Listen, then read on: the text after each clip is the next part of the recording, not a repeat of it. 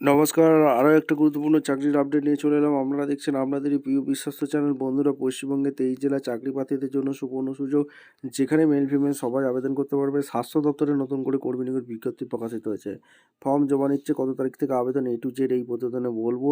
95,000 টাকা বেতন আছে। ইন্টারভিউর মাধ্যমে যোগ্য প্রার্থীদের ছাঁটাই বাছাই করবে। মেল ফিমেল সবাই। কীভাবে কী আবেদন করবে, কোয়ালিফিকেশন কী লাগবে, এজ ক্রাইটেরিয়া কী আছে, সিলেকশন প্রসেস কী আছে, A to Z এই প্রতিবেদনে বলে দেবো।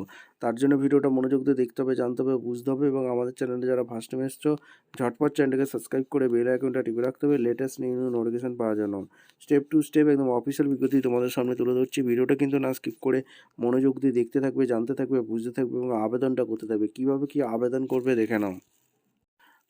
আচ্ছা, একদম অফিসিয়ালি নোটিফিকেশানে আছি। নোটিফিকেশানটা national health system resource centre থেকে যে ভ্যাকেন্সি বেরিয়েছে, technician support institution with national health mission. আচ্ছা, তো স্বাস্থ্য দপ্তরে নতুন করে কর্মী নিয়োগের বিজ্ঞপ্তি প্রকাশিত হয়েছে। Ministry health family welfare.